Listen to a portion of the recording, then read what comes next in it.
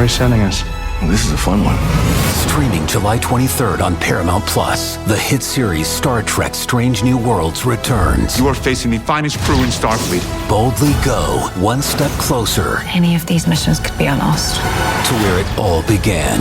We've seen a lot of strange new worlds, but we'll never see something like this. Star Trek Strange New Worlds. New season streaming July 23rd exclusively on Paramount+. Insurance isn't one size fits all. That's why drivers have trusted Progressive's Name Your Price tool for years. Just tell Progressive what you want to pay, and they'll show you coverage options that fit your budget. Visit Progressive.com to find a car insurance rate that works for you. Progressive Casualty Insurance Company and Affiliates. Price and coverage match limited by state law. There's no place to escape to. This is the last podcast. On the left. That's when the cannibalism started. What was that? Baby driver, the wind chills up where he can't see. Oh, where is your mommy? Goo goo gaga. Very creative. So I take it you saw the movie Baby Driver and you adapted Holy Diver as the song? Yes. Okay. Yes. Very good, Ben. Thank you for explaining that to all of our listeners at home. It's important that I guide them. I will say that all Baby right. Driver has made me drive much more aggressively, but better. Oh, right? No, terribly. Absolutely not. It's horrifying to drive with you. And speaking of horrifying, terrible baby drivers, or at the very least emotionally stunted drivers, Timothy McVeigh, we're on to Oklahoma City Part 3. Now, before we rejoin Timmy's adventure through the world of white supremacy... Now, is it going to be as cute as we thought? Not cute at all? Oh, yeah. Yes. We need to give a short history of some of the organizations McVeigh got involved with. Our aim over the next couple of episodes is to show the connections between Timothy McVeigh and some of these groups and individuals, and just why none of them were ever convicted or even arrested for these connections. And that is because that the U.S. government was afraid to incite the coming rebellion of these brave soldiers of the Patriot movement. I think the U.S. government was just waiting for their cholesterol to finally give them a heart attack. Well, I guess for their high cholesterol. And I guess the war started when America allowed the country to be run on Duncan. Oh, yeah. I love Duncan. The funny thing is you're really not that far off. Now, the modern roots of these people begin with an organization called the Covenant, the Sword, and the Arm of the Lord, or CSA for short. I don't really understand how you can have like some badass, weird, like Bavarian army name and then change it to a thing that sounds like a community-run grocery store. Yeah, it sounds like a bad pharmacy. The CSA actually started off as a relatively peaceful but still super racist organization called Zarephath Horeb. Can you be a relatively peaceful racist organization? Yeah, there's plenty of lazy as shit racists around the country, around the world. My father's still alive. He was he was a very active racist with the NYPD. He was a lazy racist. Pacifist racist. But in the late 70s, the rhetoric for the CSA turned apocalyptic when they started subscribing to the Christian identity movement, and members started to believe that the only way to save the world was to kill every living Jew on earth. Good Lord. For those that don't know, Eric Rudolph, the Olympic bombing in Atlanta in 1996, he was a member of this group, so they were very influential. They're scum. Yes. The Christian identity movement is an unsurprisingly anti-Semitic and racist brand of Christianity that believes that the lost tribes of Israel are actually European whites. It's a very interesting twist. Very M. Night Shyamalan. And the Jews are actually the satanic offspring of Eve and the serpent. What? But I don't even want to get into this, but like Jesus was Jewish. Well, no. So shut up, was Kessel. white. How dare you? Yeah, how dare you? How dare you? Did you not notice all of those pictures in the church you went to growing up? He was white in every single one of those. Well, like my church did a good middle ground. In a creative player, he's like a 5. Now, this whole idea survives to this day. The Christian identity movement still thrives in America. Some of the Christian identity groups currently operating are the Diving International Church of the Web out of Morton, Illinois. Jesus Christ. The Yahushua Dual Seed Christian Identity Ministry in Livingston, Texas. And Euro Folk Radio out of Chicago. Euro Folk Radio sounds like what the last of surviving members of Yola Tango, like what kind of band they would make nowadays. But no, they refer to non-whites as the mud people, so we don't. No, absolutely They not. do. Well, they refer to non-white, non-Jews as mud people because the Jews came after the garden because they are the offspring of Eve and Satan. Non-whites are the quote-unquote mud people that were created before Adam and Eve, the so-called first drafts of We humanity. don't say that. No, we don't say don't that. say that. Of So course we these don't are say that. These are the horrible people that were influencing Timothy McVeigh throughout this time. Well, they weren't necessarily influencing Timothy McVeigh. They were influencing the people that influenced Timothy I McVeigh. see. Because the Christian identity movement is very nebulous. It's more of a thing that people subscribe to rather than there being like a Christian identity leader. There were guys in the beginning that started this, but by the time Timothy McVeigh came around, this stuff was just sort of Bible truth to a lot of white supremacist groups. The Christian identity was boldedly to the modern white supremacist movement's John Lennon. What do you mean? I don't know. Now, each group that subscribes to Christian identity kind of differ slightly on exactly how they believe the world will end, but most theories include a race war or a UN takeover of the United States backed by the Jewish cabal, which these days is usually code-worded as globalists. Right, and G20 and all those sorts of events that happen on an international scale. But one of my questions is, these are like fat local yokels. How did they think they would actually win said race war? Can you imagine if just a bunch, if all people of color come together, they would pummel the living crap out of these people. Ben. Honestly, they believed that ideas would catch like a virus. That's what sort of the Turner Diaries came from. I watched that documentary by the guy who wrote the Anarchist Cookbook, the same exact thing. You start one little thing, and they figured the Turner Diaries basically says the steps for all of this is that once you start the race war, everyone in America is going to be so excited and relieved that finally it's begun. They're going to follow these guys. Yes. Yeah. In other words, they believe that eventually their ideas will be normalized. Okay. Well, and to some degree, we see that happening right now in this country. Yeah, we're seeing a lot of this stuff. I mean, this whole like normalization of racism, this normalization of xenophobia. I mean, this was the plan all along. Interesting. Henry referenced a documentary, American Terrorist. Check it out on Netflix. All about the guy who wrote the Anarchist Cookbook. Absolutely fascinating. Now, of course, all this racist and anti-Semitic stuff, it goes hand in hand with extreme anti-government rhetoric. Every single one of these Christian identity assholes, they hate the government and they have a million conspiracies to go along with it. And I'm fine with that too. I understand. I just came from Vermont and they hate the government, but the way they protest is by wearing hiking sandals and showing the world their toes. Yeah, absolutely. Well, one of the first men out of this movement to put all that rhetoric into practice was a man named Gordon Kahl. And I'll give you 3 guesses as to how his revolution against the government went. He won. Eat at a Waffle House.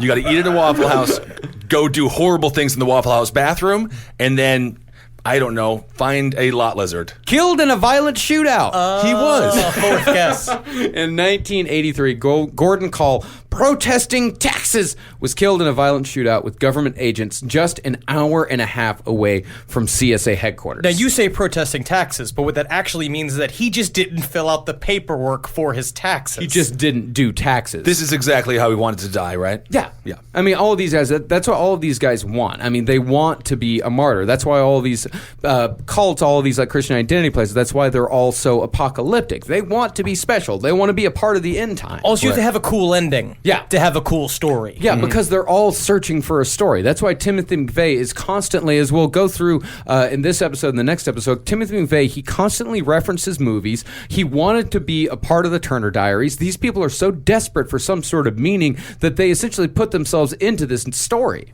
Mm-hmm.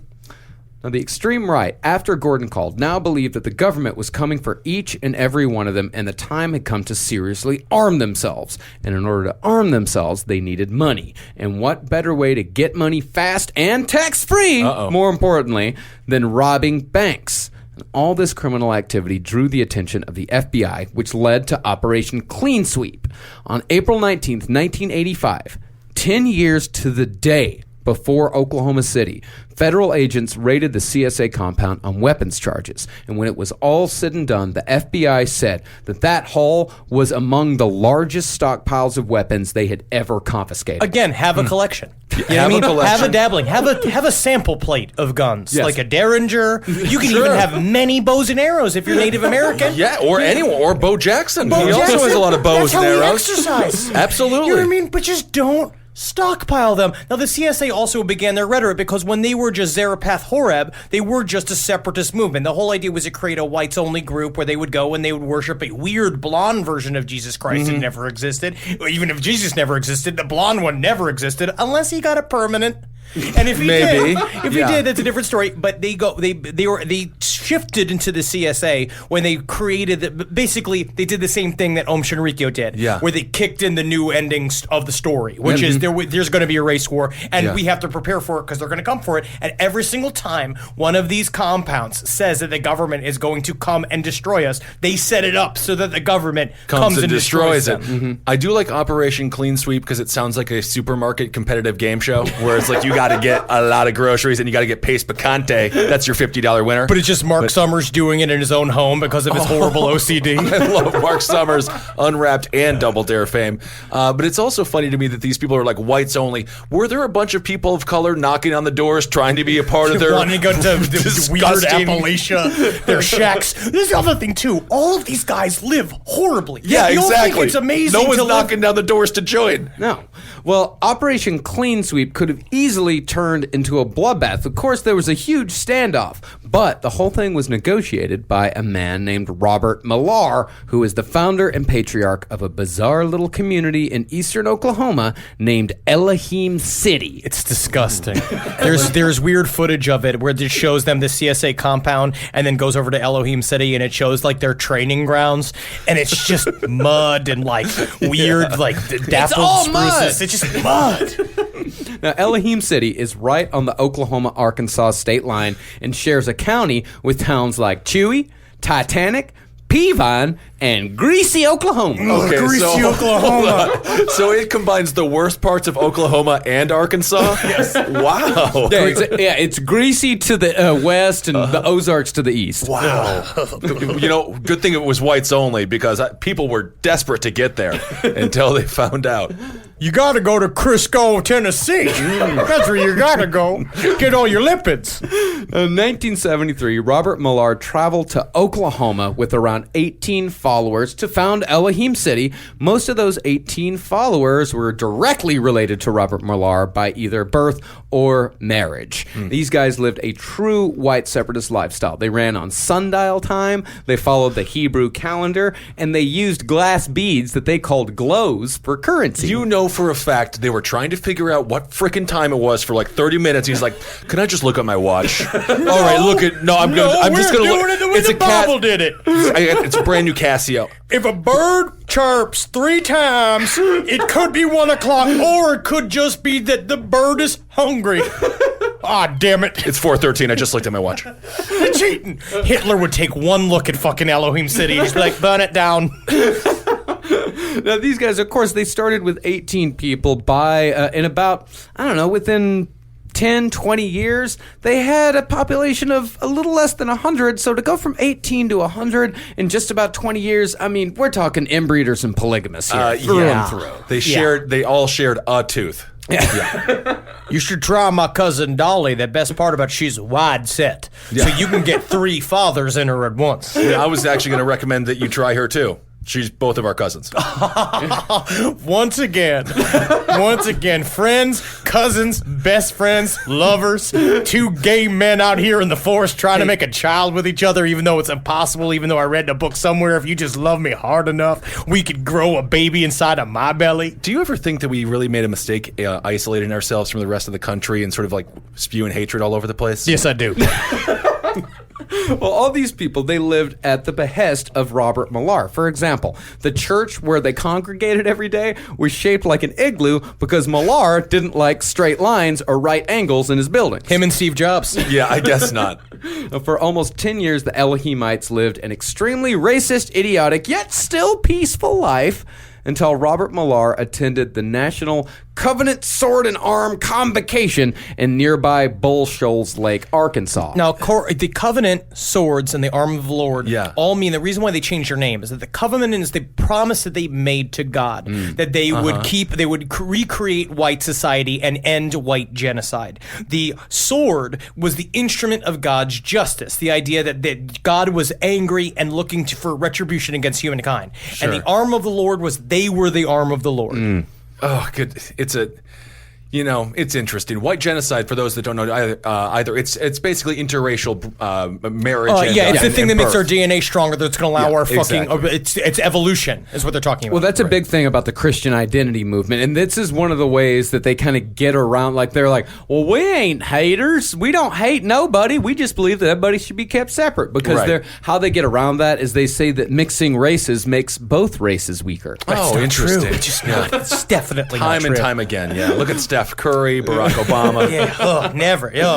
Well, at the CSA convocation, Millar met CSA founder James Ellison. And compared to Millar, Ellison was a hardcore motherfucker. He joined forces with another neo-Nazi group called the Order, who together waged what's known in white supremacist circles as the War of '84. And that involved bank robberies, fire bombings, and straight-up assassinations. These guys killed people. Domestic terrorism. Yes.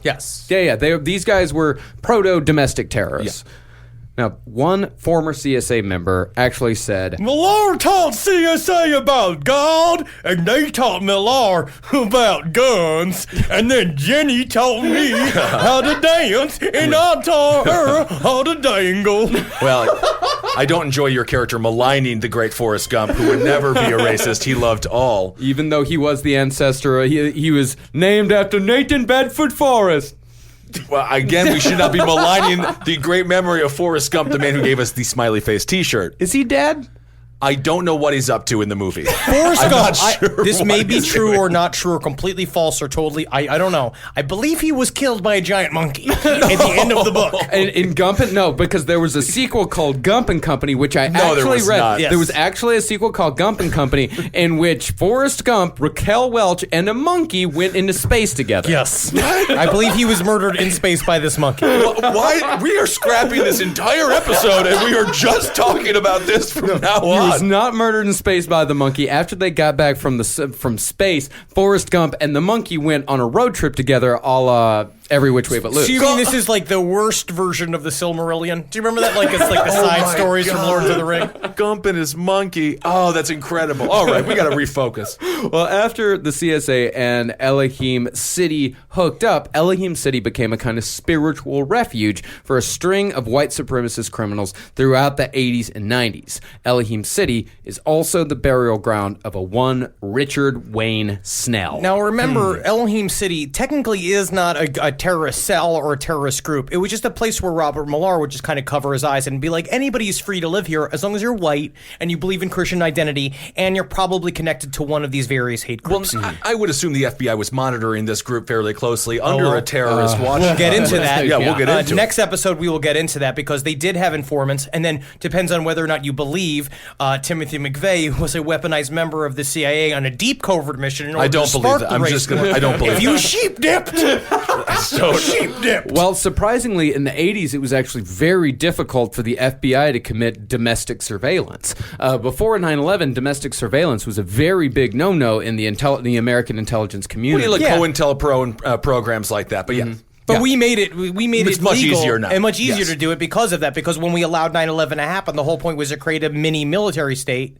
Well, we did not allow 9/11 to. Well, Yes, we did. That's a whole nother Yes, we thing. did. Oh, Go my goodness. listen to All right. 9/11 Part 2 for more information. Should have killed Osama bin Laden. Susan Rice told Bill Clinton not to. But we're not going to get into We're it. not going to get Who's into Susan Rice, the In-Rice sister? Just not going to get into it. We're not gonna get into National that right Security now. Advisor. We're not going to get into it. it. Now, in 1983, a CSA member named Richard Wayne Snell began plans to blow up the Murrah building in Oklahoma City with a rocket launcher. It's so dumb because they thought it was. I honestly believe blowing up the Murrah building with the Ryder truck, right? That was an idea that also was around, but for some reason they thought it would be easier to just hand build a rocket launcher and shoot it because they couldn't get their hands on one. So the CSA said, "We'll do it." It's like we got the know-how, we got the brain power, we got the boys in the field that know how to do this. They tried to build a rocket launcher, killed two of them. It exploded in their hands. They're fucking these human. Which way does a rocket go? I don't know. It seems like a terror plot from SpongeBob SquarePants. Like, what are you working on? It's just a stick person holding a rocket launcher with the building and just like little lines go into the Murrah building. It's just fucking Wile E. Coyote, John Candy. Yep. No way it's not going to work. No way. And then after the rocket went off in their hands and killed 2 of them, they took that as a sign from God that the Mura building plan wasn't the best one. So they abandoned that. The Darwin Award goes to. Yeah. Now, Snell was joined in these plans by a former Klansman named Lewis Beam. Now, Beam was one of the earliest proponents of a strategy called leaderless resistance. Same thing with the guy who wrote Anarchist Cookbook. Kind of the idea is that just anybody's now a part of the revolution if they just say they are. It's an ISIS idea too, where you just pop up and it's little terrorist cells, and you're all serving one gigantic concept. Well, ISIS has a very specific focus. With these people, they speak with such broad strokes that it's a huge collective they can get. It's a big net. Well, they have a fairly specific focus. It's like, of course, it is the specific focus is the overthrow of the government. Much like ISIS, just like ISIS, the whole focus is the destruction of Western civilization. They pretty much, ISIS and these white supremacist groups have pretty much the same goal. They would actually be friends. They would be very much. I do not think they'd be friends. And the views of Christianity in the extreme right and the Sharia law, a lot of similarities. It's almost like all terrorists are the fucking same. Mm-hmm. Yeah. Well, they don't believe that the U.S. government represents Western civilization properly. So that's what they. So it's like ISIS. No, these white supremacists. Well, they believe that they was just run by Jewish quote-unquote cabals, and it's enforced by black people, and that they're trying to do white genocide. They're trying to get rid of the white race, which is it's not true. They're doing a good job of doing it themselves, blowing themselves up with a homemade rocket launcher. Yeah. Leaderless resistance, pretty much, it's small groups of people that are all invested in a cause, and they engage in terroristic acts of their own volition without taking orders from a higher power. And if they don't take orders from a higher power, and if they're operating almost randomly, then that means that there's a much lower chance of them getting caught before the entire operation is carried out. That's one of the reasons why a lot of these ISIS attacks have been so difficult to prevent, is because these people aren't taking orders. Like Omar Mateen was not taking orders from anyone when he burst into the Pulse nightclub. He was just inspired. And then all you have to do, it's like running a McDonald's franchise. And honestly, it's just like it. They definitely franchise out their terrorism. That's for sure. That was a horrible tragedy at the Pulse nightclub. Of course it was. Now, Lewis Beam, the guy that came up with leaderless resistance, he runs free to this day. Because ideas are not illegal. Yes. Right. Oh, of course not. But in 1984, Wayne Snell did do something illegal. He was convicted and sentenced to death in Arkansas for the murder of a black state trooper, as well as a pawnbroker whom Snell erroneously believed to be Jewish. And years later, Snell's execution date was set for, wait for it, April 19th, 1995. But wait a second. That's a crazy coincidence, Marcus. There's no way that could have anything to do with the Oklahoma City bombing. Just because it's the same day, and it's the anniversary of Waco, and it's the anniversary of Patriot Day. It's Patriot Day, which is a celebration of the first shot of the fucking Revolutionary War, which for some reason these fucking white idiots all think is a special holy day, even though it was all British people who did it in the first place. Just a coincidence, I guess. It drives me nuts when you see these white supremacist, like this person who wasn't Jewish, he thought was Jewish. It happens with Sikhs on a regular basis. They get called Muslim and things like that. It's like they're so ignorant and stupid. Yeah, it is. It's infuriating. 10 days before Wayne Snell's execution, he told a guard that between that day and the day of his death, there would be hell to pay. Now, how did Snell know this if he was on death row? Well, he and Lewis Beam stayed close to the end. Also, he had just eaten a burrito bowl from Chipotle, and he knew that there would be some hell to pay, but he meant himself, and also he just specifically just met his butt. Yes. I did have a lot of Taco Bell today, so that reference hits close to home. We all had a lot of Taco Bell today. Now, 3 weeks before the bombing, Lewis Beam gave Wayne Snell's wife a message to pass on that said, "Armageddon is coming on the day of his death, Mrs. Snell." So gross. Beam also told a career criminal named Robert Boyd that something big would happen in Oklahoma City, Denver, or Dallas on the anniversary of Waco. These were all cities that we know for a fact that McVeigh considered for the bombing. Something big? Is Rush getting back together? Wow. That'd be great. Now, when Boyd asked Beam what something big meant, Beam said it was going to be close to what Earl Turner pulled off in the Turner Diaries. And when Boyd asked who was going to play the part of Earl, Beam said, "They've got some kid who's going to do something, and whatever it is, I'm sure it'll make a splash." I'm enjoying the old-timey the showbiz feel here. I can see the Blanche Dubois. Well, I know. They got a, oh, lordy lord, can you imagine how much hair you can get on the very top of a pin of a man's pin-headed shaped head? I'll tell you how much, 7 ounces, and it is a miracle to behold. It is. Good brush cut. And it was said by one of Wayne Snell's guards that on the morning of his execution, Snell requested a television be brought into his cell. Snell turned on the news, and when he saw coverage of the bombing, it said that Snell smiled and chuckled to himself, nodding his head in agreement. I always imagine it's the same like smile and chuckle as when they tell them in the Folgers commercials that it's Folgers Crystals and not normal coffee. Oh, yeah. Look at that. Well, no idea. Huh. Wow. And after Snell was executed, his remains were taken to Elohim City by Robert Millar and buried there. When Robert Millar died, he was buried right next to Wayne Right on Snell. top of him, face to face, dick to dick. I actually heard maybe, possibly, is that 69 position. Oh, wow. I do love the idea of just like meaningless surprises. We're like, that's margarine, that's not butter. It's technically it's a bit of a left hook there, but yeah, it's like that's the noise you make when you really want to say who gives a shit. But it is still kind of interesting. I'm gonna have to act impressed here, but but that was his reaction to the Murrow building exploding. That's how crazy this guy was. Well, I'll tell you what, get the hell away from me. Trying to watch television. Now we got one more thing to cover before we get back to McVeigh. In 1988, 7 members of the Aryan nations went on trial for sedition, but the people who testified were mostly former members who turned state's evidence, and so the jurors didn't find them credible. Also, the Aryan Nations was a group of, so you've heard the term Aryan Nations before, and that is obviously the white power. That is obviously the white power gang you hear about in prison all the time. Yeah. Now, what they did is they did a prison outreach kind of program. The idea is that they would go into prisons, people that were members of the Aryan Nations that were arrested would be in prison, basically saying, hey, if you join this gang, come join the leaderless revolution outside of prison when you get out, and we'll give you a job, we'll give you a place to stay. And it was a weird sort of rehab program that just turned you into a soldier. And it was started by a guy named Girnt. Girnt was his name, and he was also a part of a group called the Silver Shirts, which was an American Nazi group that started in the 1940s during World War II. This shit has been going on for a long time. Oh, yeah. Yeah. And in fact, those people, weren't those the ones that built the Nazi compound out here in California? Yes, there is a compound like 2 or 3 hours north of LA that is just a castle, and it's got a swastika in it, and they blew up most of the rest of it, but it's all covered in ivy, and that was supposed to be Hitler's summer home when the Nazis won World War II. Oh, okay. Ugh.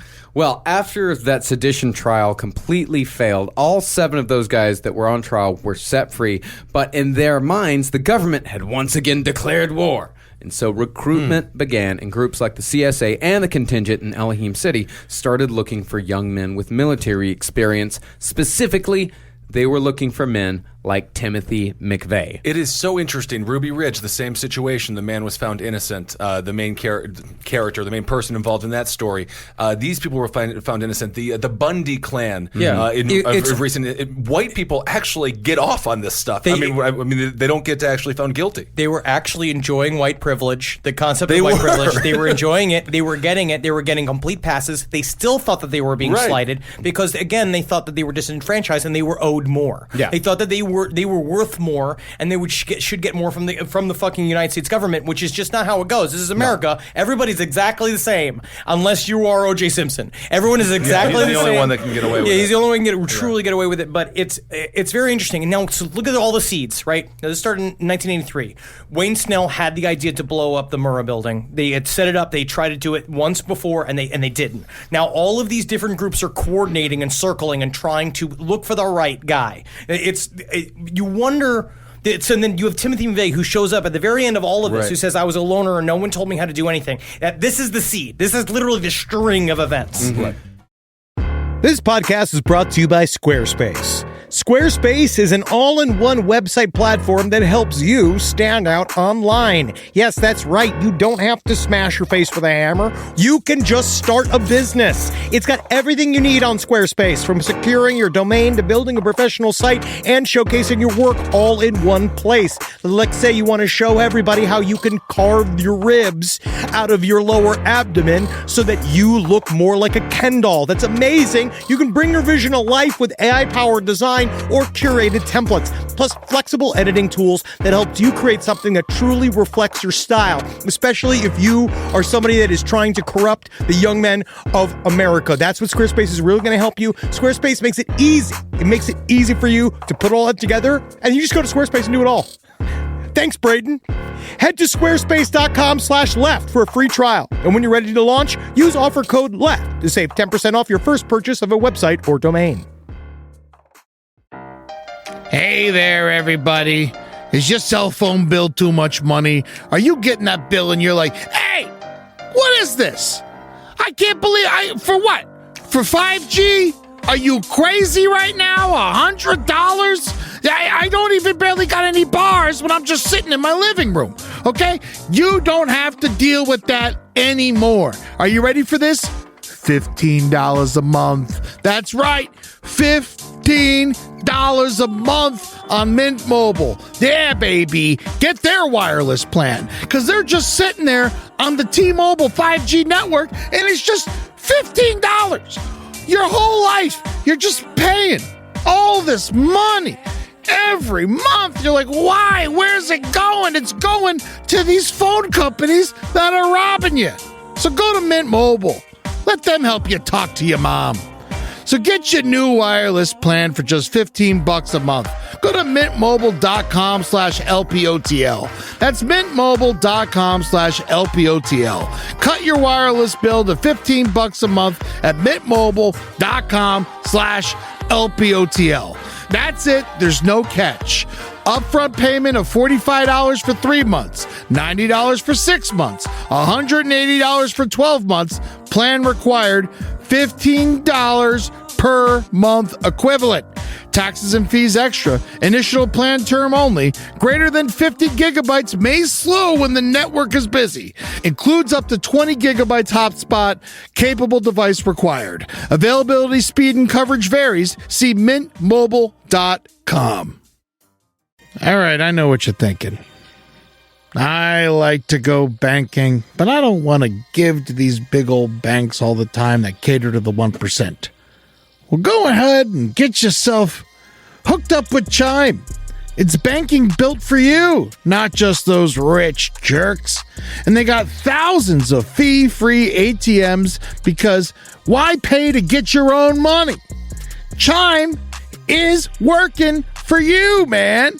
You get your Chime card, you're going to get travel perks, you're going to get into airport lounges, you're going to get those chicken thighs. You know, every time I go to an airport lounge, I get chicken thighs. And you know what I say whenever I see a plate of chicken thighs?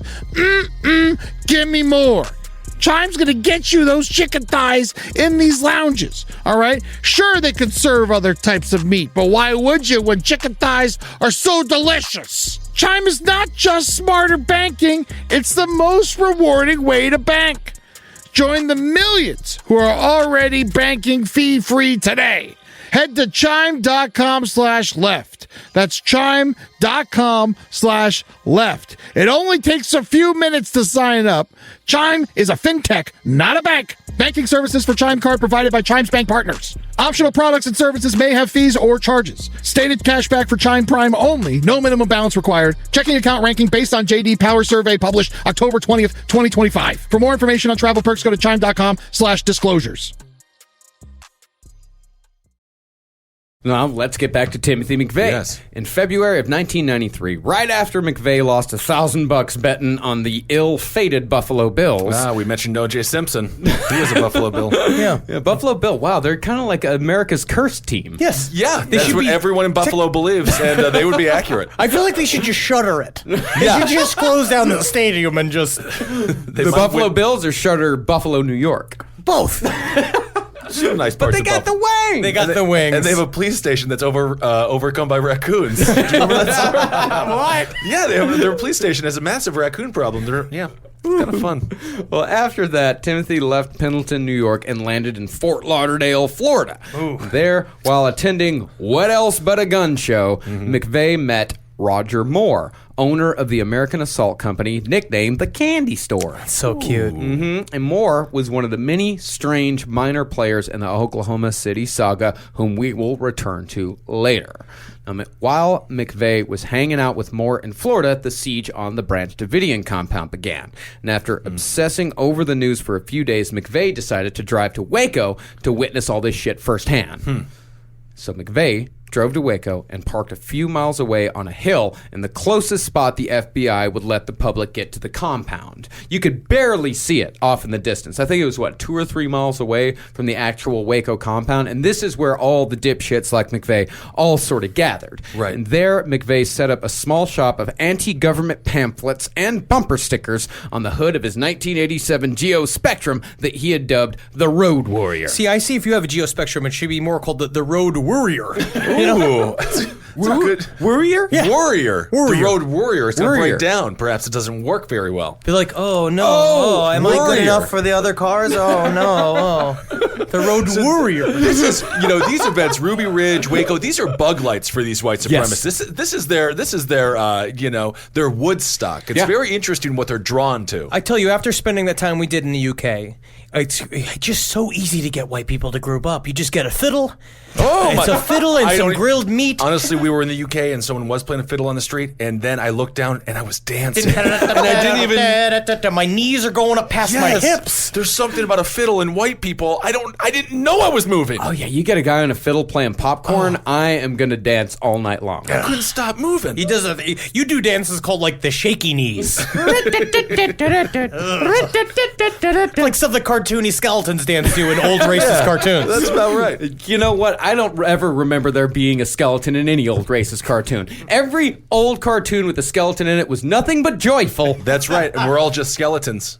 That's right. So think about that. Oh my God.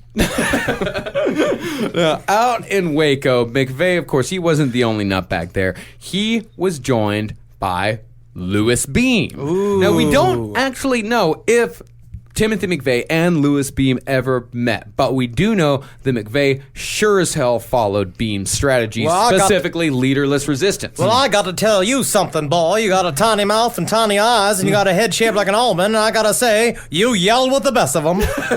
I like it here.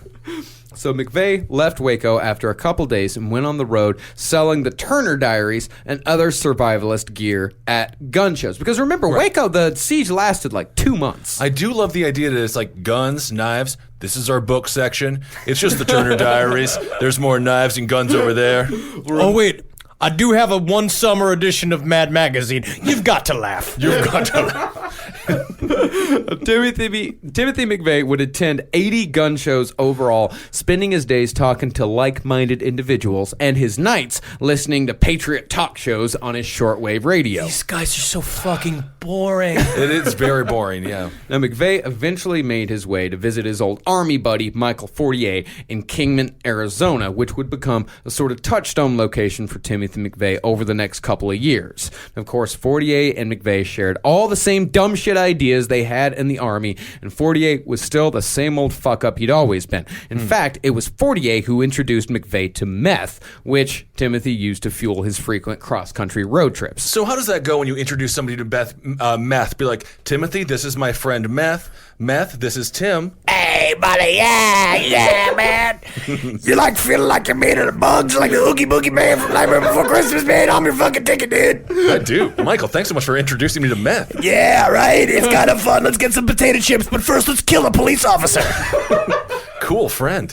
Now, in April of 1993, McVeigh headed east to Tulsa, where he attended Wanenmacher's world's largest gun and knife show, which still happens annually to this day. Again, I feel like we are poo-pooing gun and knife shows. But they are fun. I would love to. I'm a total proponent of the Second Amendment. Yes. But you just have to be reasonable. Yes, of course, be reasonable. But I would love to get one of those guns you have to lay on your tummy, and then you shoot it. There you go, comedy bloggers. There you go, gatekeepers of Hollywood. Now, according to the website for the Wanenmacher World's Largest Gun and Knife Show, according to the rules, you can conceal and carry, but you can't have a loaded gun. So if you're too afraid to walk from your car to the door of the convention center without a loaded gun, you can leave your ammo at the door of the guards. Okay, let me check that gun. All right, you gotta give me your ammo. Okay, now have your gun kiss my gun. Very European.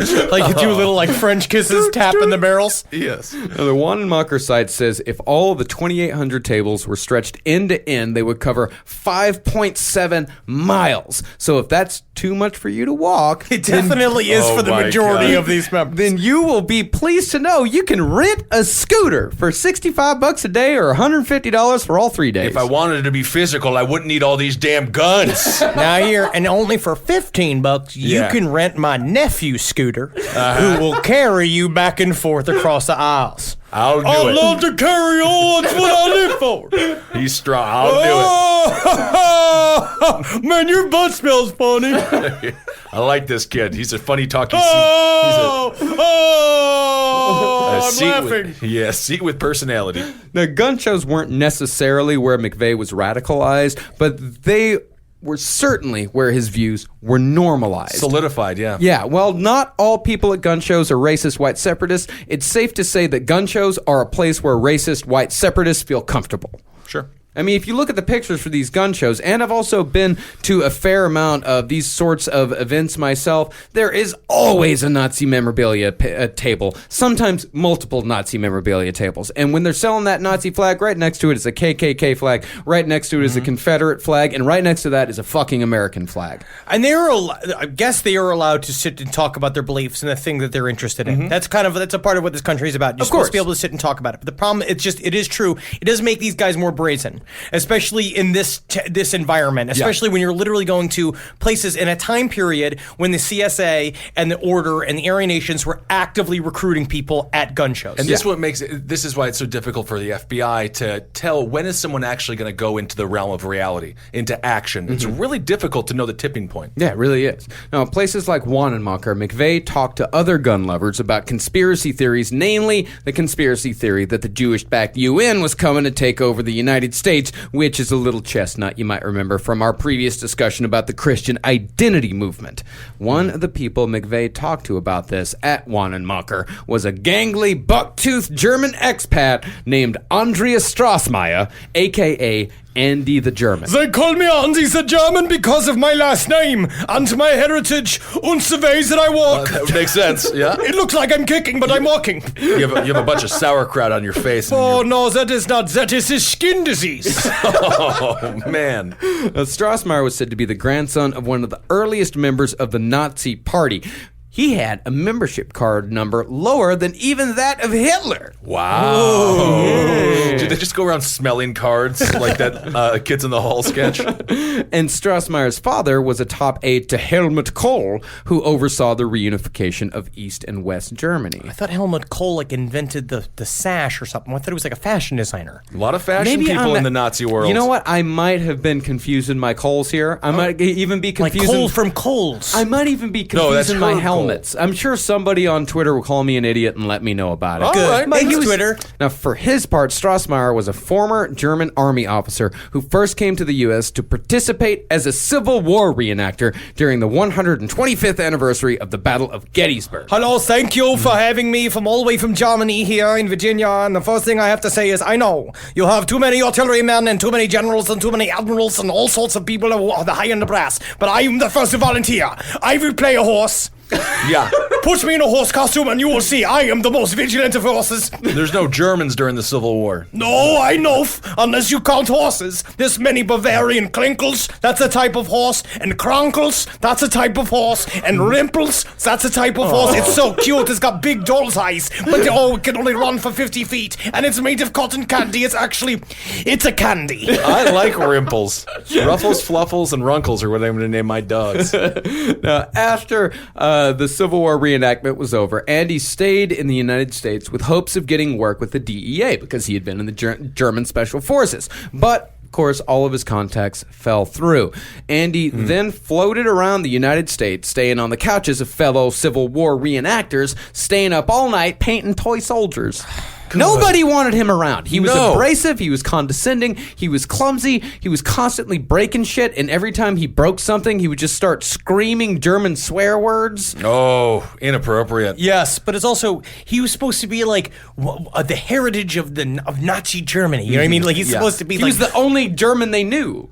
So he just paints toy figurines like Kevin Spacey in House of Cards. Yeah. And just bores the hell out of everyone. I'm just going to say sometimes Civil War reenactors should use real bullets. Eventually, Strassmeyer was dumped off on Robert Millar in Elohim City, and Strassmeyer thought that he had found paradise. He lived off homemade bread, he hunted deer, and he ate all the expired almond butter he could stand, which was provided for some reason to Elohim City directly by the now disgraced evangelist Tony Alamo, who was later convicted on child pornography charges. Yep. Many questions here. 1. Why did Tony Alamo have so much expired almond butter? No idea. 2. Why did Tony Alamo only give it directly to Elohim City? And 3, was he giving it to more white separatist communities besides just Elohim City? Yeah, what about I want to, cui bono? Follow the almond butter. Follow the bad expired almond butter. What is even expired almond butter? I didn't know they could be a thing. I didn't know. Yeah, I mean, I don't understand this whole almond thing. You can't milk them, but that's a whole other conversation. All things expire. No, it's not almond milk. It's almond butter. It's peanut butter made out of almonds. Oh, yuck. No, eventually, Strassmeyer appointed himself head of paramilitary training in Elohim City. And while the people coming in and out of Elohim City were hardcore criminals, the standing force was pretty much just a bunch of teenagers marching around with shitty guns trying to look important. Stand up tight, wipe the almond butter mustache off, all right? What do you think this is? Oh, this is not almond butter. What's this? No, it's Is this deer shit? No, I just... Tell me, Corporal, have you been eating deer shit? Nah, yeah. Nah, yes. I'm proud of you. A true survivalist will eat whatever is available. Yeah. Now, these guys, I mean, even though it doesn't sound that impressive, they're still scary. You know, it's a bunch of guys with guns. They would definitely be able to do damage, and they would definitely murder all of us in any sort of fight. But we don't have enough guns. Exactly. We're going to go to a gun show. This is how it starts. This is how it begins. But these guys were definitely not the type of people that would be able to overthrow the United States government. They were just goofy, and they were technically blowing off steam in a way. They're out there just kind of running weird exercises. But also, Strassmeyer talked a big game. When he showed up, he said he basically told them, I am working for the government. I'm a double agent. I'm working for you. I'm going to tell you what the government is. Meanwhile, he was also desperately still trying to work for the government because when he got to Elohim City, he told the DEA, I'll tell you everything that's going on in here. He was ready to sell them out for a second, but they wouldn't have him. I wonder why. No, so at Wanenmacher, Strassmeyer bought McVeigh's Desert Storm uniform for $2 and sold McVeigh a knife. The best part about this uniform is I can cut off the sleeves and I can cut off the leg pants and I make a sort of romp him. I can have a sort of lovely little romper on. And I can dance on. It's good time for my knees. So show my knees, my beautiful knees. I have the most beautiful knees outside of Germany. Look how they're like little rugged little men. Their faces. Sharp knees. Yeah. The two bonded over Waco while having a nice day walking around the gun show together. They were on a date. And at the end of the day, Strassmeyer gave McVeigh a card with the phone number and the address of Elohim City, even though Strassmeyer was only given the card by Millar to ensure that Strassmeyer didn't forget how to get back home at the end of the day. Timothy got a phone number. He got a phone number. We really don't know if Strassmeyer was looking to recruit or if he was just looking for a friend, but it was probably both. Well, apparently Strassmeyer was told he was apparently given a number of cards after the first one, and he was looking for select people, according to him. Which, if you pass muster with Strassmeyer, you must be a true member of the Patriot movement. Yeah. But I think now we're seeing this, right? Timothy McVeigh probably spoke to Louis Beam. Right? Yeah. He probably went by Louis Beam's desk, right? Because one thing these guys are all good at for some reason is fucking networking. So he walked over there with that group, right? They network because there's not that many of them, and they're all hanging out at the same places. Yes, and yelling at the same 300-pound men and one skinny, toothless woman. So now he met Strassmeyer. These things are starting to come together. Because I bet you, Louis Beam, and people were talking about Elohim City this entire time. Mm-hmm. So now you have a guy that's essentially the Willy Wonka who's going to bring you into the chocolate factory. I can't stop thinking about this date they had, sidewalks of New York. Their hands just brushed. They look at each other's eyes, and they flirt by slamming each other's faces into the pizza they're eating. They had 5.7 miles of gun tables to walk. Wow. It's so hard to open up. It's so hard to trust another because I've been hurt before. One time I dropped a bucket on my foot and it hurt so bad. And I was like, oof, bucket, I'll never trust anyone ever again. But then I meet you with a brush for a haircut and tiny mouth like a little slit cut inside of a pumpkin. Call me a squirrel, 'cause I'm covered in acorns. That's right. So many people are focused on where their money is today. And Acorns is the financial wellness app that cares about where your money is going tomorrow. Let Acorns work for you. You put acorns in the ground and you're gonna get trees tomorrow. That's right, investments. And with the Acorns potential screen, you could find out what your money is capable of. I always do that. I'm like, I want to invest in something that I like. Let's say cheeseburgers. Okay? That's kind of hard to do. Acorns will help you find a cheeseburger that is right for you. So sign up now, and Acorns will boost your new account with a $5 bonus investment. Wow! Join the over 14 million all-time customers who have already saved and invested over $27 billion with Acorns. Head to acorns.com/left or download the Acorns app to get started. Paid non-client endorsement. Compensation provides incentive to positively promote Acorns. Tier 2 compensation provided. Potential subject to various factors such as customers' accounts, age, and investment settings. Does not include Acorns fees. Results do not predict or represent the performance of any Acorns portfolio. Investment results will vary. Investing involves risk. Acorns Advisors, LLC, an SEC registered investment advisor. View important disclosures at acorns.com/left. This is a paid ad by BetterHelp. Stigma shows up in a lot of different places. I know I had to explain to my handyman about the devil imagery in my home. I had to explain that in our home, El Diablo es bueno. And he reluctantly agreed. I think largely just because he was in my home and he was scared. But over time, he began to see, the devil can be my amigo. See, even in 2026, stigma can get in the way of a lot of things, right? My handyman almost didn't put up my floating media cabinet, right? You got to get support for your mental health. Maybe you've encouraged friends to consider therapy while avoiding taking the first step yourself because you're busy, worried what others will think, or telling yourself you should handle it alone. No, you need a team. Get therapy with BetterHelp, the world's largest online therapy platform. Give me a space to slow down and talk through what's building before it feels unmanageable. So let's take a short questionnaire to identify your needs and preferences, and BetterHelp will handle the initial therapist matching work for you. Their industry-leading match rate means BetterHelp typically gets it right the first time. Feel confident knowing BetterHelp therapists work according to a strict code of ethics and are fully qualified. So don't let hesitation hold you back. Find support with BetterHelp. Sign up and get 10% off at betterhelp.com/lastpod. That's betterhelp.com/lastpod.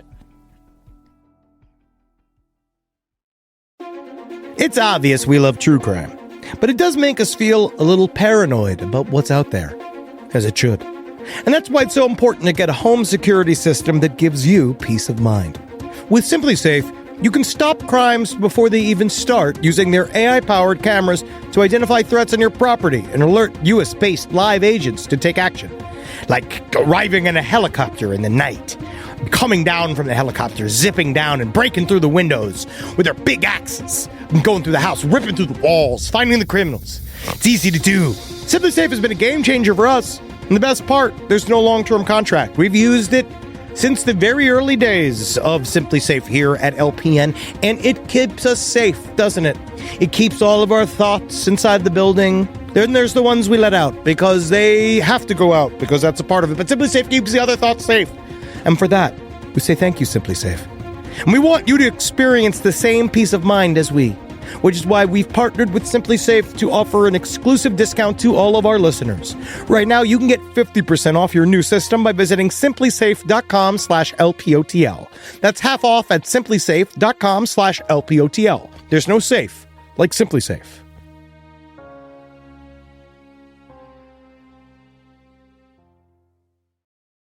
Well, also at Wanenmacher, McVeigh hooked back up with Roger Moore, the gun store owner he'd met in Florida. Remember the candy store guy? Mm-hmm. The two shared a table over the weekend, and when it was all over, Moore invited McVeigh to visit his ranch in Arkansas, which Moore later came to regret. Now, while they were there, they did a little light bartering, which was the whole style of the gun show culture. McVeigh traded his trusty white power shirt he'd gotten for free from his trial membership with the KKK for a smoke grenade and 2 50-foot lengths of fuse. He got a grenade for a shirt? Yeah, I gotta say, a smoke grenade. In the world's stupidest transaction, Timothy McVeigh did a good job. Mm-hmm. He got more. It was a Canadian smoke grenade. It still counts. They have smoke there. Technically, it's hickory. After 10 days at Moore's Ranch, McVeigh moved on to Michigan to meet back up with his future convicted accomplice in the April 19th bombing, Terry Nichols. And here's just a little bit about Terry Nichols. He was the type of guy who unironically called people sheeple in casual conversation. Oh, so our fan base. Yeah. As opposed to this man who was obviously such an independent thinker, he couldn't be convinced to do anything. No, he described himself as a, quote, non-resident alien, non-foreigner, and stranger to the current state of the forum. Oh, God, what is this current state of the forum? It's something dumb. Hey, Terry, shut up. I'll only do it because I choose to. Terry, shut up. Okay, Terry. No, when Nichols returned to the family farm in Michigan from his hardship discharge from the Army, he and his brother renounced their U.S. citizenship and decided the federal government had no authority. Specifically, the authority to force Terry to pay his fucking child support payments. But it's weird, because it seems like the government has that exact authority. Yeah. This is the strange Venn diagram of, like, Timothy McVeigh and, like, the anti-war movement. Mm-hmm. It's kind of like, he's almost a hippie of the early 70s in some ways. It's really strange. In fact, when Timothy McVeigh was on death row years later, he actually shared a cell block with Ted Kaczynski, and really? Ted Kaczynski described Timothy McVeigh as liberal-minded. Oh my! Wow! Because they became friends. Yeah, of course. Though Ted, that's where Ted shines, though. Yeah, I actually feel bad for the concrete that has to be like between them as they speak. Well, think about this. The same thing with the Anarchist Cookbook, right? It was written for the leftist movement in the 1960s, but now it's used by the far right. Yep, absolutely. In one court appearance, Terry Nichols sat at the door of the courtroom and shouted at the judge because Nichols believed that if he didn't enter the courtroom, then the judge had no jurisdiction over him and therefore couldn't make him do anything he didn't want to do. You have no power over me, judge, out here. You're wizard of law degree. You can't come at me. I pour salt around me. Hey, Terry, I'm the judge. Shut up. I'll do it because I say to myself, I'll do it. Terry, you shut up. Listen to the judge. I won't listen to the judge. We'll listen to yourself, Terry. Okay, let's shut up. There we go. Well, the reason why Terry was in court that day was because he had ran up credit card debts of almost $26,000. And then, when he got all the past due notices, he sent all those back to Chase Bank with the words, dishonored with due cause, handwritten on them. You see, that's as good as money. He is as stupid as Jim Carrey from Dumb and Dumber. He actually had the mentality of, That's as good as money. That's a Lamborghini right there. You might want to hold on to that. Did he get enough Marlboro miles that he bought with the credit card to get the jacket though? I would have gotten the raft, but I am afraid of rivers, and I would have gotten the jacket, but it's just warm where I am. I'm a sweater all the time, so instead I'll give this to the credit card companies and we'll call it even. Mr. Nichols, as the judge, before I tell you to shut up, I do have to ask, how many cartons of cigarettes did you buy with $26,000? Oh man, it's like 4. Shut up, Terry. Terry, you shut up. All right, Terry. I guess we are incriminating ourselves. Yep, we're looking like a big old sack of idiots, you and me. Yep, Terry, that is true. Now, this whole scheme was under the direction of a local Michigan extremist preacher named Ralph Daigle, who told Terry that since the banks weren't backing up their cash with gold or silver, they were essentially defrauding people with every loan they made. And in fact, when Chase Bank came after Terry Nichols, Nichols argued in court that Chase actually owed him money and that they should immediately issue him 14,200 ounces of silver for fraud and misrepresentation. Oh, that's great. Wow, what a deal. He needs to get that new Ski-Doo. I'll tell you that. I don't get these people. All these Federal Reserve people that say that paper money is worthless because they aren't backed by gold and silver. Money is worth something because we've all decided it is worth something, just like gold and silver are worth something because we decided they were worth something. That gold had no intrinsic value before the modern age of electronics. Gold was always just something that we decided that's worth something. We're going to use it for trade. Because it's shiny. It's shiny. It just looks good. When we did, first of all, cash for gold. That is just absolutely brilliant. Like, give us more cash and we'll give you less gold. It's such a great money. It's such a great scheme. But when the U.S. did change from the gold standard and go with the confidence-based economy we have now, it was like extremely shocking to a lot of people. Yeah, but that's the thing. This is the late 80s, early 90s. They've gotten over it by now. They had time to get used to the idea. Technically, that's what the Wizard of Oz was really about. Was about the Fed? Yes, it was. That is the truth. I could see that. That is the truth. Look that up. Wizard of the Oz meaning it is about the silver standard because originally her shoes were not ruby, they were silver. Ooh. She followed the yellow brick road using silver shoes. Yeah. And so who's the Wicked Witch of the West? Oh, am I getting roped in? You can't see me do it, but I'm doing the fishing reel emoji. I'm getting hooked in right now. We got the hook set. The witch was the juice. Shocking that these people might think that. Well, in other words, McVeigh and Nichols, these guys are fucking peas in a pod. And the Nichols family farm was the perfect place for McVeigh to hang out for a while, especially since Michigan in the early 90s was to militias what Seattle was to grunge. Tim, here's a cup of coffee. You enjoying it? Yeah, it's good. Yeah, thanks. Yeah. Well, tell me, what if I told you that it was not coffee at all? It's actually Folgers crystals. Stabs him 30 frickin' times. Wow. That's... Wow. Shut up, Terry. Only because you tell me to. I do listen to my family. McVeigh and Nichols became so close that Mara Fay, who you will remember was Nichols' mail-ordered bride, started getting jealous of their relationship. God. But that still didn't stop Mara Fay from having a brief affair with Timothy McVeigh the next year. I want to vomit in my mouth thinking about this. Just sleeping with him. Ugh. I think that's his idea of him talking. We'll get to his flirting style in a minute. See, the longer that McVeigh and Nichols hung out, the more McVeigh realized he could get Nichols to do whatever he wanted him to do. Somebody was a cook. Tiny little cook.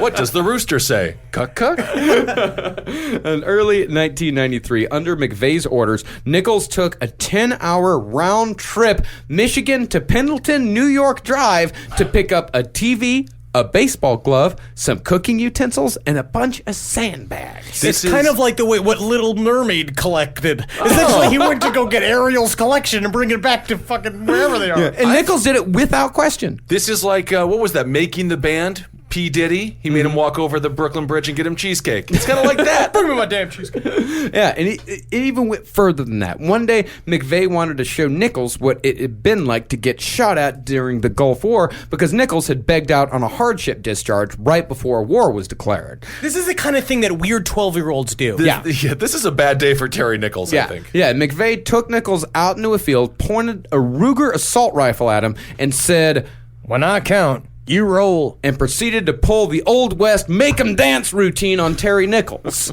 Dance, boy! You know, I'll only do it because I'm telling myself to do it. Yeah. Terry, let's dance because he will kill you after he fucks our wife. No matter what, there's always one point where I actually don't hate the super villain that we're talking about. Yeah. And that's kind of fun. Yes. To make Terry Nichols dance like you're in an old cowboy saloon. So a couple of weeks after McVeigh arrived in Michigan, the siege in Waco ended, as we all know, with the raid, followed by the fire, which destroyed the compound and killed everyone inside. And all of this shit happened on live television. Now, McVeigh watched it all happen at the Nichols family farm with, as Nichols said, tears in his eyes. Oh. And the last straw for Timothy McVeigh was when the ATF raised their agency's flag over the wreckage of the compound, which in hindsight probably was a little tacky. Probably a a misstep. It's like teabagging them. There was It was, of course, after Waco that McVeigh decided that something had to be done. He just hadn't decided what, or hadn't been told by someone else what that something was going to be. Yeah.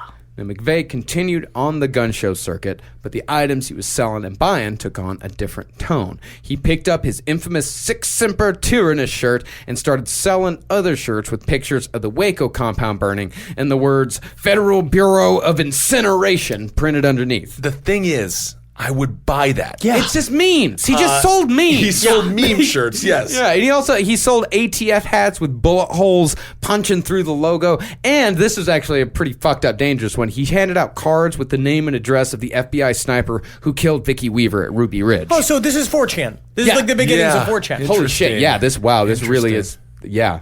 Jesus. I also would never want to do anything like home invade of a sniper. They're really good at shooting. You're like super prepared for it because a sniper never sleeps in his own home. He sleeps 100 yards from his actual bed. And always in a nest. Exactly.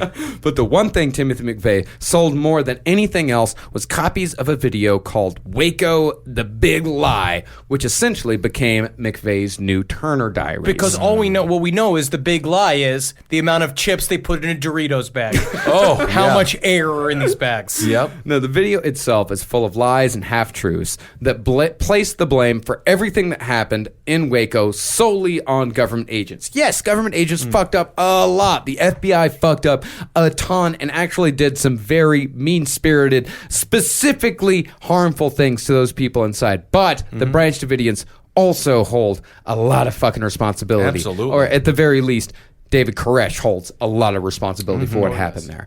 And McVeigh didn't just keep all of his Waco talk to gun shows. In the summer of 1993, McVeigh took a security job in Kingman, Arizona, where Michael Fortier lived, and one night, McVeigh asked a coworker if he could show him something. The coworker said, sure, I don't give a shit. Just shut up. Yeah, all right, what the fuck? Just get away from me, So McVeigh went out to his car and brought back a TV and a VCR. That's and pretty amazing. set it all up in their office so he could have a little screening of his Waco video. He's like racist Bugs Bunny. And actually, McVeigh had actually asked his boss if it was okay for him to do that, and the boss was like, "No, absolutely not. Of course not, Tim. You can't bring your TV VCR in here and show people this stupid fucking Waco video." Wait, hold but on. McVeigh was such a rebel that he did it anyway. What? I think you're losing sight of how amazing it is. VHS and TV. I might own one AV system. Squad. Yeah, it's one system. Now, McVeigh started being a pain in the ass in other ways, too. He changed his outgoing machine message every week or so to him reading excerpts from Patrick Henry's writing, like "Give me liberty or give me death." Believe it or not, Tim isn't at home. Leave a message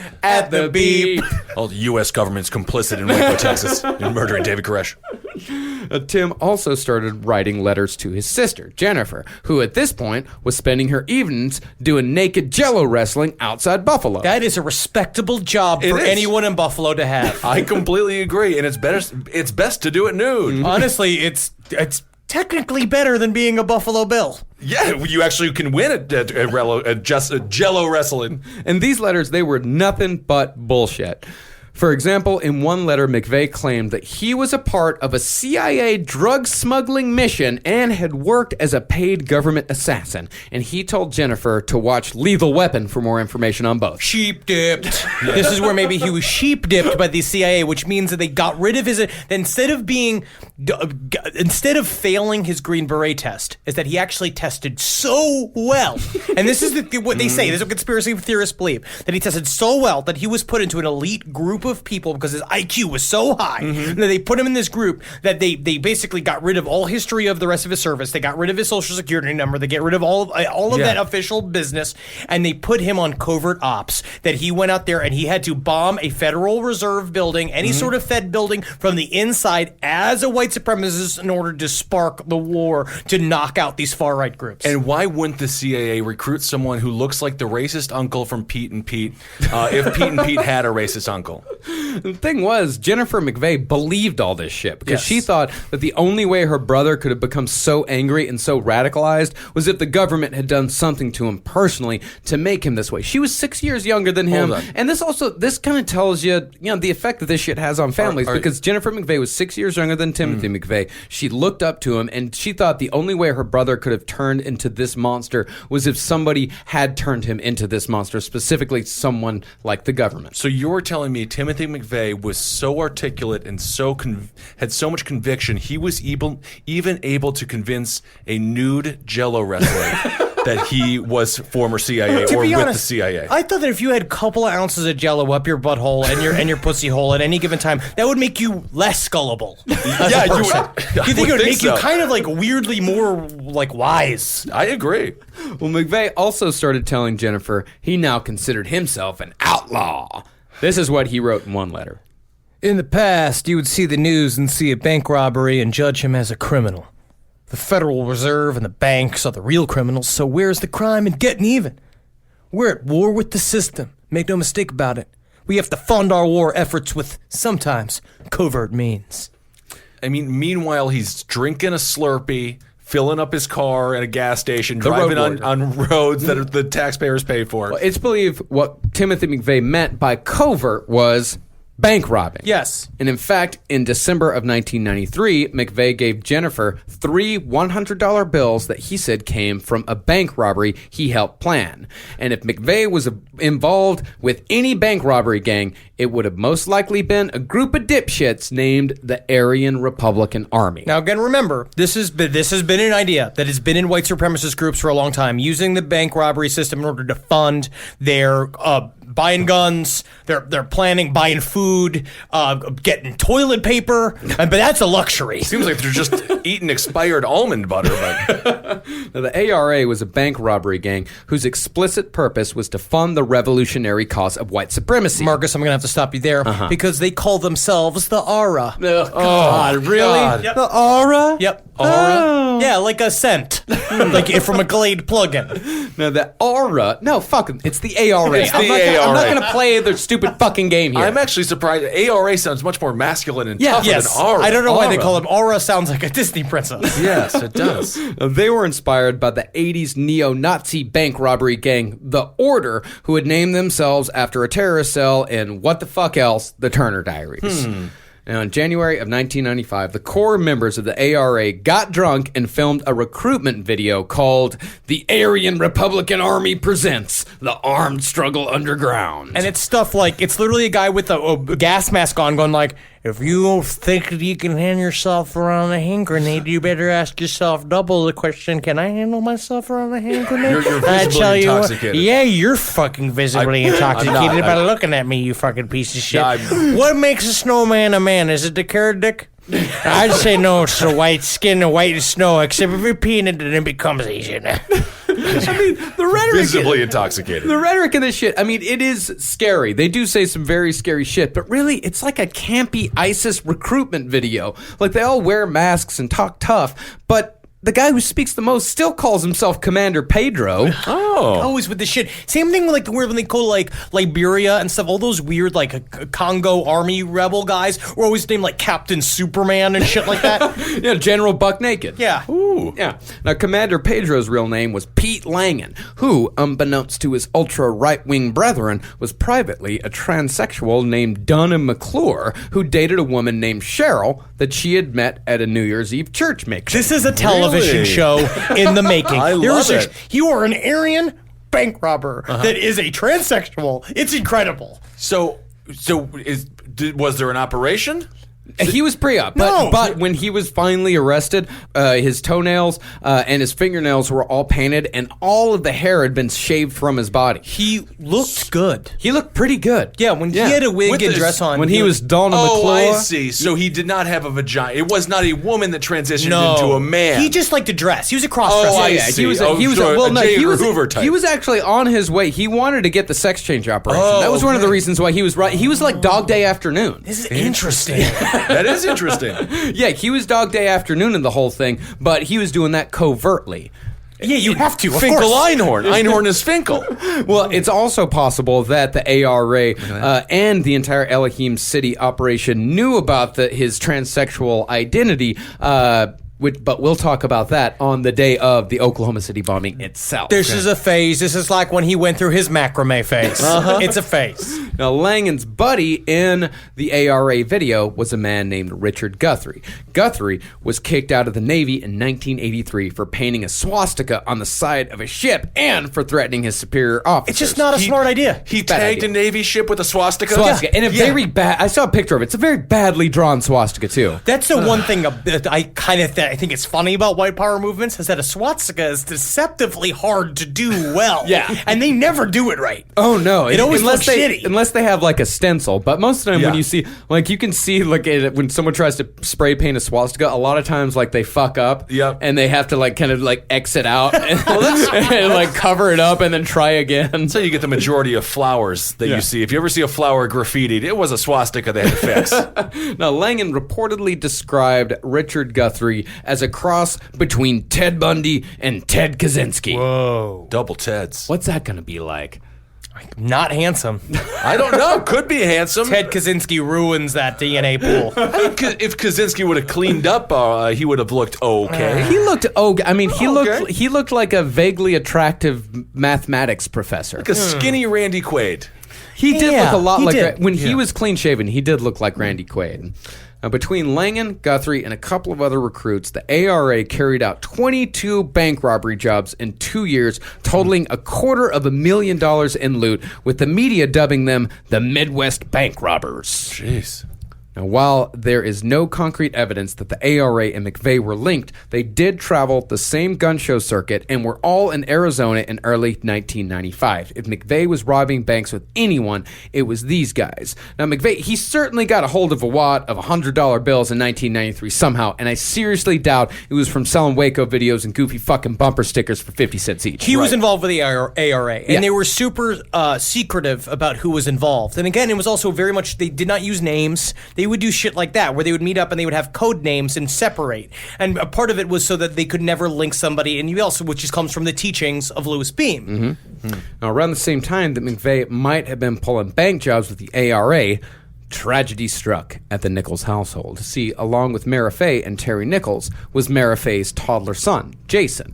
Now, Jason was the product of a tryst that Mara Fay had with a boyfriend that she got between the time that Nichols met her and when he came back to pick her up to take her to America. And that boyfriend's name was Jojo Angelito Florida. And technically he is now the spokesperson for the American Papaya Company. I like him. So one day, according to the story, while McVeigh was staying at the Nichols house, Jason suffocated on a plastic bag he found in a big box of bananas that Terry had insisted be stored in the toddler's room. Technically, it is an Aryan good luck charm to put a bag of bananas in a child's room. No, not a bag of bananas. A box of bags of bananas. It's a box of bags of bananas. He bought so many bananas that it necessitated a box, and each bunch of bananas was in a plastic bag. There's not many white fruits. There's not many white fruits. The flesh of a banana is technically white. How long does a banana last? What do you got? A week on a banana? I don't know. 17 minutes. How many bananas do you have to eat to facilitate to need an entire box of a bag of bananas? Maybe all they were eating was bananas. That's disgusting. Now, the official line was that the death was accidental, but some speculate that it was possibly McVeigh himself who killed Jason to see if he had it in him to snuff out the life of a child. Although this was a year and a half before the bombing, and McVeigh hadn't even seen the Mira building at this point. I think that's going a little bit too far by saying that McVeigh, because that's a theory of Gumbel, who wrote Oklahoma City, What the Investigation Missed, and the book is absolutely fantastic. And guys, seriously, the story that we're telling here, we're telling about a quarter of the full story of Timothy McVeigh and these white supremacist groups, but still, Gumbel does make a couple of jumps here. We haven't even gotten into Big Chiquita Bananas and how many children have they killed? Follow the bananas. Follow the bananas. No, I don't think that he did this. I honestly don't think that he tried to kill them because, again, he killed the kids from far off. Yeah. He never expected to do this. You would never murder a child because that was not in his MO. That's not what he wanted to do. It's too dumb of a thing to plan. Yeah. Yeah. So in February of 1994, after this whole debacle, McVeigh returned to Kingman to visit Michael Fortier. There, the two decided to raid a local National Guard armory after hearing rumors that the New World Order was stockpiling weapons there, possibly the famed guillotine. But that is for reptilian magical rituals in order to open up the pyramids. Now, they of course found nothing there, and they ran away when they heard a truck coming. The guillotine thing is the dumbest thing I've ever heard. People still talk about the government getting thousands of guillotines. Why would they do it that way? FEMA death camp. Follow the guillotines. It takes you to the bananas, which takes you where? To the almond butter. Oh. So the guys, of course, like a truck started coming and they scampered away. But on their way out, they did manage to steal an axe, a pick, and a shovel. So score one for the revolution. Wow. No garden is safe. McVeigh and Fortier also, according to McVeigh, started playing around with explosives for the first time. The biggest thing they experimented with was a pipe bomb, which they used to try to blow up a big rock, but they only managed to move the thing a couple of inches. They wanted to blow up a big rock. Hey, Tim, look, I put a little head on it. It's like a yarmulke on it. Now we can blow it up. Look, I put a little yarmulke on it. Isn't that fun? Get out of there, Terry. Shut the fuck up. Shut up, Terry. Shockingly stupid. I've never heard of a dumber thing. Let's go blow up that rock. It's something you do when you're like 15. Like, I actually knew a kid in high school who had the Anarchist Cookbook, and he was blowing up rocks. He was pretty good at building pipe bombs. Yeah, we used to blow up televisions with it. Yeah, blowing up a TV is fun. Yeah, we used to get old televisions and take them to a field, and we'd blow them up. That's a good time. But you'd have the Anarchist Cookbook. I had it on a floppy disk. All you can get is more rocks if you blow up a rock. Interesting. You're making rocks. Wow. Just creating more. Wow. Huh. Economy czar Ben Kissel. Yeah, that's right. But this whole thing of them blowing up rocks with pipe bombs and failing, by the way, this is a sticking point for a lot of people, me included. How did McVeigh go from barely being able to build a pipe bomb to constructing a complicated 2-fuse, 7,000-pound truck bomb in just a little over a year? Practice. Carnegie Hall. I mean, was McVeigh really that smart? Bullshit. That's tough to say. Or did he get help? Yep. So, as 1994 marched on, McVeigh started cutting ties to people he thought weren't dedicated enough to the cause. Here's an excerpt from a 23-page letter McVeigh wrote to his childhood friend Steve. Again, if you do read the Turner Diaries, and I will not recommend that you do, but if you do, you realize that all of this tone, every single idea that he had is taken directly from Turner Diaries. He writes just like Earl Turner speaks in the book. Mm-hmm. I know in my heart that I am right in the struggle, Steve. I've come to peace with myself, my God, and my cause. Blood will flow in the streets, Steve. Good versus evil. Free men versus socialist wannabe slaves. Pray it is not your blood, my friend. I haven't talked to you in 15 years, man. Yeah, I probably should have just... I didn't have to write you off. No, not at all. 23 pages. Seems like I kind of give you a warning about I got stuff kids and a family. And so kind of disregard the letter. Thank you. And this is a letter that Timothy McVeigh wrote to a former romantic pursuit. Hey, gorgeous. Poof goes your head, I know. I could take a hint, but this is my address anyway. If you ever need anything, let me know. 1, someone killed, blown up, etc. 2, the shoulder. 3, refuge. 4, fertilization from good stock when the clock starts ticking. I'll always listen. Don't hesitate to drop me a line. People may change superficially, but not underneath. Remember that. Take care. Merry Christmas, Tim. So 1 was, I will blow people up for you. I'll kill you. And then 2 was just like, if you need to cry, I'm just here for you. Very strange range of emotions between 1 and 2. The idea of saying fertilization from strong stock is such a dumb shit. Oh, like it's such this weird Aryan power thing. I don't understand it. When the clock starts ticking. So that's if you haven't found good Aryan stock before then, menopause. If you just need a fucking handful of cum, then Timothy McVeigh is going to give you some. Because I can give you at least a thimbleful. Now my question is that does any woman of any stripe, racist or not, want to be speak to like this? I don't think so. It didn't work out for him. Absolutely not. So in the summer of 1994, McVeigh decided that he and Nichols should go into the gun show business together. But instead of selling guns, Tim's idea was that they could buy 50-pound bags of ammonium nitrate and sell smaller bags to explosives aficionados. I like that idea of calling terrorists just explosive aficionados. Yeah. Well, it was just dumb shit. It was just dumb shits at gun shows because there was this rumor going around that the government was about to outlaw ammonium nitrate. So they bought up a whole bunch of it, and that's seriously what they did. These were just big bags of fertilizer that they bought at feed stores, and they put them into these smaller little canisters and try to sell them. In fact, bags of shit. And Terry, it's not bags. It's not all fertilizer is just shit. It's ammonium nitrate. Yeah. But actually, it's very dangerous, by the way. Yeah, Terry Nichols actually tried doing this at a gun show. No one bought it. And in fact, one guy that was interviewed said that Terry Nichols was the only dumbass he ever did see do it. And also, the government was thinking about banning it because of idiots like Timothy McVeigh who were using it to weaponize it. And this was their first big bulk ammonium nitrate purchase. This was their first big step towards the Oklahoma City bombing, whether they were getting help for it or not. This is like his version of Herbalife. Yeah. Kind of a little Ponzi scheme he wants to start. But what really put the plan into high gear for Timothy McVeigh was the 10-year assault rifle ban that President Clinton signed in September of 1994, which Nichols said McVeigh saw as the prophecy of the Turner Diaries coming true right before his eyes. And that is where we'll pick back up for the conclusion of Oklahoma City. Which has since expired. We have more guns than people in this country. Guns are not going anywhere. Yeah.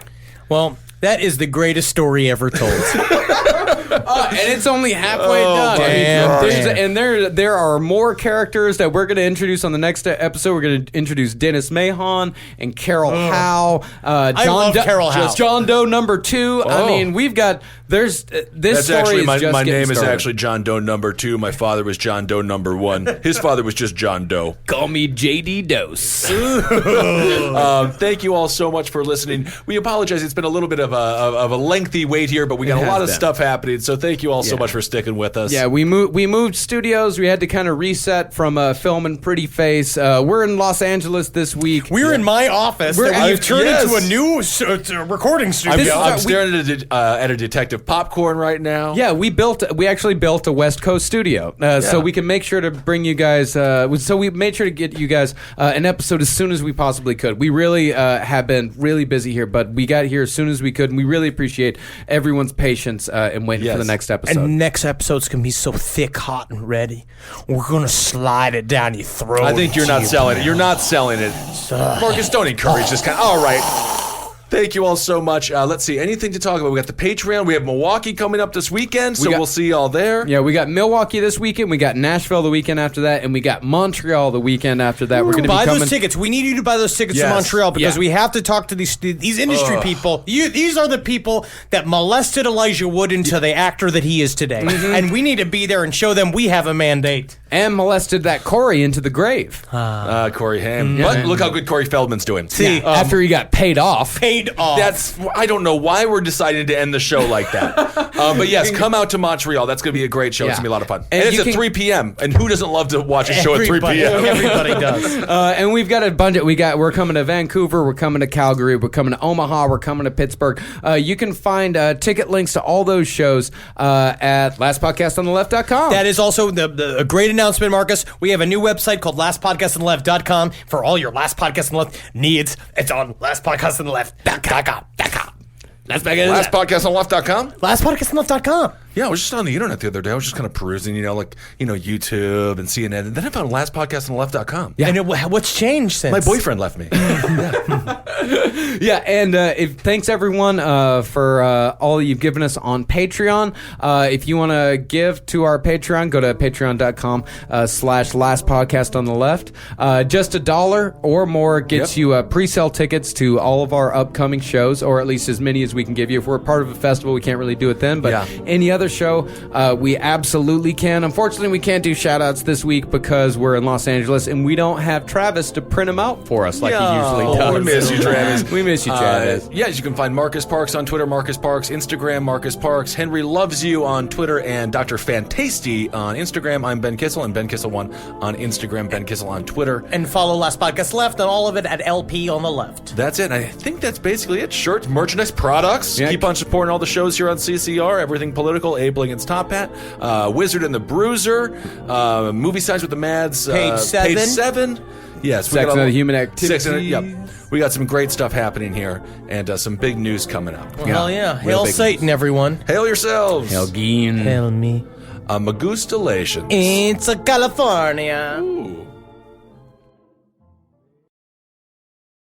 The World Cup champion will be crowned this week, and you can trade the tourney through the finals on Kalshi, America's #1 prediction market platform. Right now, Argentina's trading at 42% to beat Spain, meaning 100 trade pays out $220 if they win. On Kalshi, you're trading against other people in a live market. No house, no odds makers. For a limited time, download the Kalshi app and use code FOUL to get $10 when you trade $10. KALSHI Kalshi. Trade the beautiful game. 18 plus only. Restrictions and eligibility requirements apply. Event contract trading involves risk and may not be suitable for all investors. Kalshi products are not available in all jurisdictions. Prices, values, and available markets may differ from those mentioned. For more information, see kalshi.com/regulatory.